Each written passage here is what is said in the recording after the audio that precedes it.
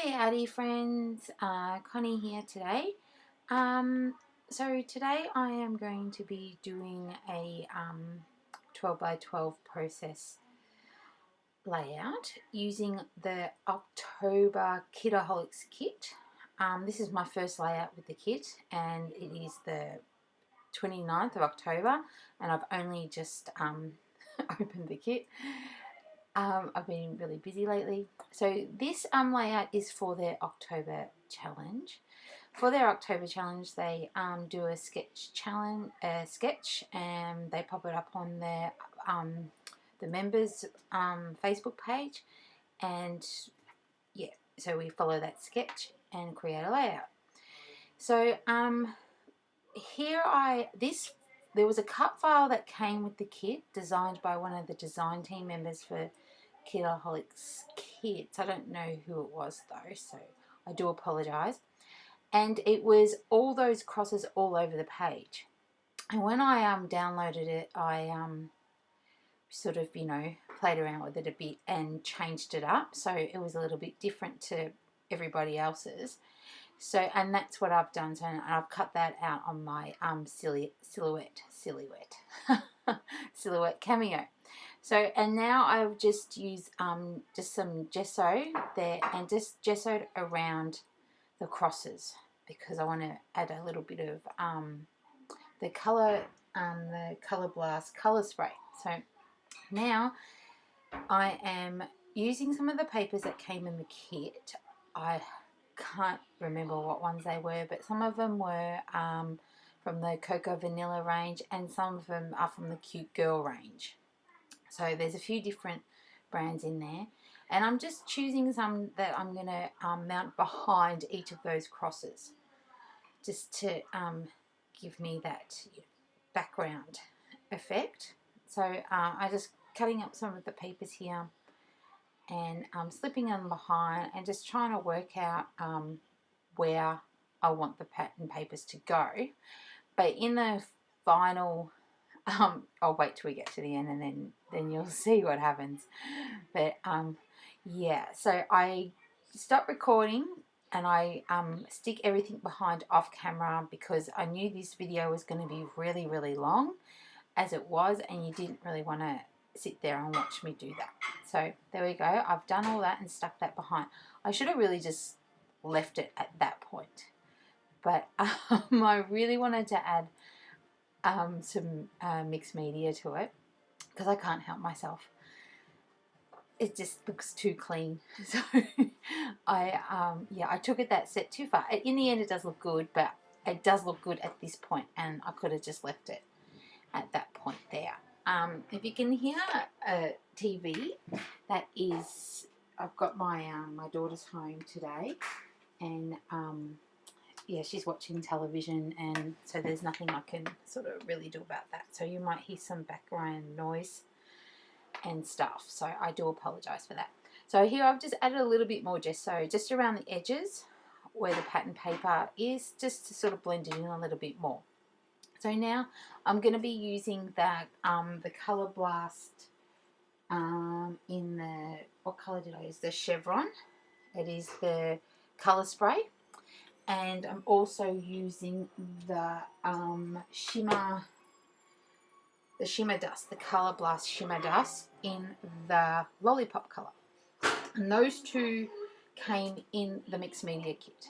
So I've just put some in my palette and used a bit of water, and I realised that that pink was really way too bright. So I did try to sort of dull it down a little bit using the water and spraying it on the water, but as you can see, I've made a huge big mess and it's gone over all that pattern paper that was there, and it's all it's just, and at this point I was like, oh my god, what do I do now?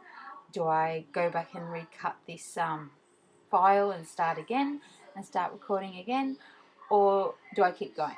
So I'll start recording here again in a minute because I'll sort of, calm myself down and come back, and I decide that I'm going to keep going. I'm going to continue with this process. So now I'm just adding some of that yellow, and I'm starting to like it. It's starting to not look so bad, but that pink is still that little bit too bright for me. I didn't really want it that bright.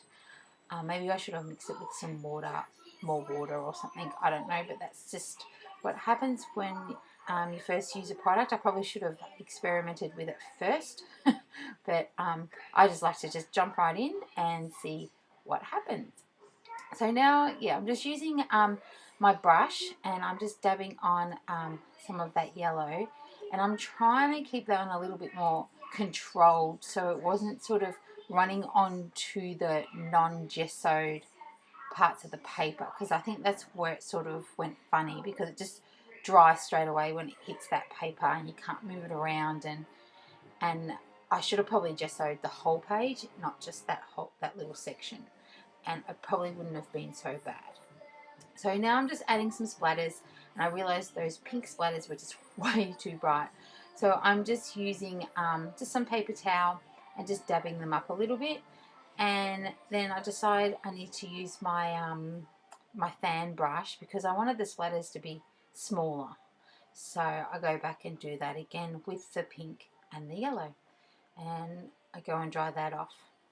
So I come back now and everything's dry, and as you can see, the pattern paper, you can't really see it that well. Now it's sort of, yeah. So I decided that I wanted to bring in my grey lead, and this time I've used just a normal everyday grey lead, because my mechanical one is really, really sharp and pointy, and I didn't want to scratch into the paint. So I've just used this everyday standard grey lead, and I'm just going around the inside and the outside of the edges of the crosses, and I've just done a huge big circle in grey lead, if you can see that there. It's just a quick big circle somewhere for my my photo to sit. And yeah, I'm just doing my squiggly lines and all of that. In this layout, I do it a lot earlier than I normally do. I normally leave this bit to the end, but I felt like I needed to do something just to help the crosses stand out a little bit more. And then I started to doodle some little crosses in grey lead, which I thought looked really, really cool. So I do that all around the layout as well. So yeah. Okay, so this, oh man, I really have no idea what to say. I never know what to say in these things, because I get, yeah, I don't know what to say. I'm so sorry. But this layout is about my daughter, Georgia, of course. I always scrap my daughter. And it's her 6th birthday. Yes, I have never scrapped this photo. She is turning 11 in about, she actually told me this morning, in about 10 days. She said 10 days to her birthday. She's turning 11, and I've never scrapped this photo. So on her 6th birthday, she had a Macca's party. So that's her just before we left to go to the party, and that's a picture of her cake. She had a Hannah Montana party, believe it or not. She used to love Hannah Montana, and then I barred Hannah Montana when she became Miley Cyrus, because, yeah, we won't go there because we know how scary that was. So, yeah, so she did have a Hannah Montana party, and I haven't actually printed out any of the photos from the actual party. I might do that on another layout, or might do that as a project live. I'm not sure. But I really thought she looked really cute in this photo with her cute little headband on, and that's how I really wanted to scrap this. And this paper with the papers that came in the October Kitaholic kit, sorry, that's a mouthful, is like it's really party birthday themed, so it just suited these photos perfectly, and it's the same sort of colours as well. So now I'm just doing my layering up my photo, and what I decided to do, because when I cut out all those crosses to go behind my cardstock, I just kept all those off bits, and I'm going to use them to layer up the background with my layers. So then I don't have to cut into more of that beautiful paper, and I still have heaps of that paper left, and I've just used those offcuts. And I like the little bit of, you know, if there's a bit of a cutout and it's peeking through, that doesn't bother me. I like that sort of look. And so yeah, here I am struggling with the glue. I was trying to think of a quick way to just sort of adhere things, because my stapler decided it wanted to jam up and didn't want to staple anymore, and that glue did not help because my little layer cluster there kept sticking to the table. And at this point I was starting to get really frustrated, and I end up stop recording again. And see, my stapler it jammed up, and I tried to use glue, and it was just, yeah, it was not good, and I was getting frustrated, and I decided I'm going to stop recording and fix it all up off camera, because I find that I'm a little bit more relaxed off camera. It's actually it's Saturday here in Australia, and it's 1 o'clock. It's right on 1 o'clock in the afternoon, and I, yes, am still in my pajamas. I did this whole process in my pajamas, and I am still sitting here doing the voiceover in my pajamas. When I finish the voiceover, I will go have my shower. I think it's probably about time.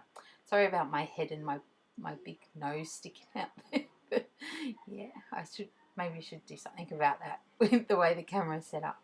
So now what I want to try and do here is I want to slip that picture of the cake underneath the layout, so it's like a little pull-out tab, and so I didn't have to have the 2 photos on the actual layout. So me being smart, thinking I'm such a big smart cookie, and you know how I'm so good at all this, I go and just stick down a whole heap of foam tape there, stick that on my layer cluster, and then just go to stick it in there, and of course it's not going to go in. So because all the double-sided foam tape there is all in the wrong spot, and I got angry and I turned off the camera and fixed that all up, and it took me ages to do that.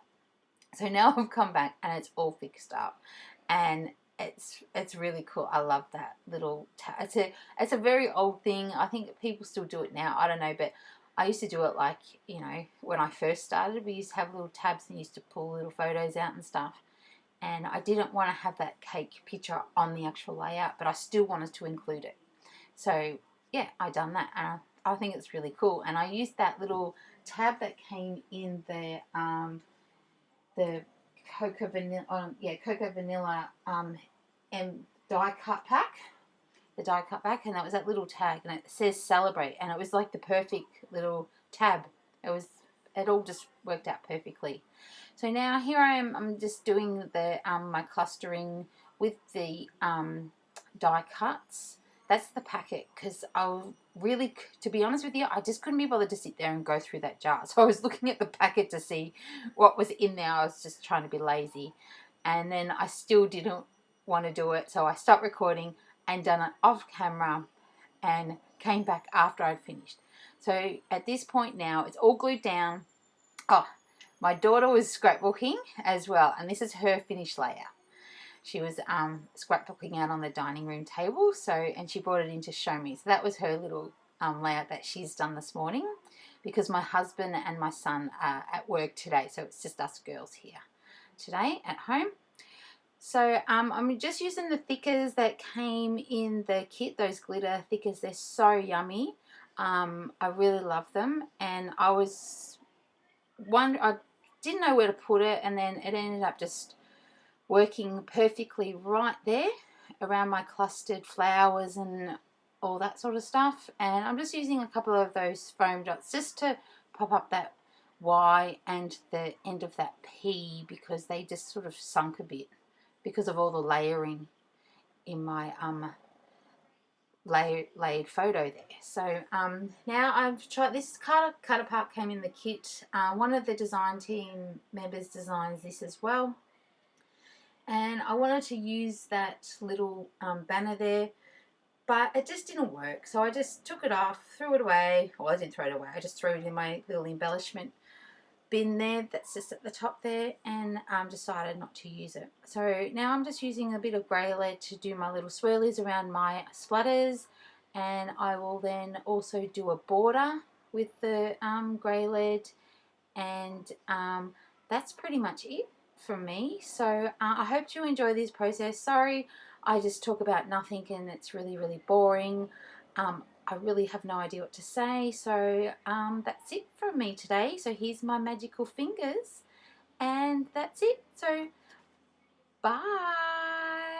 Bye-bye.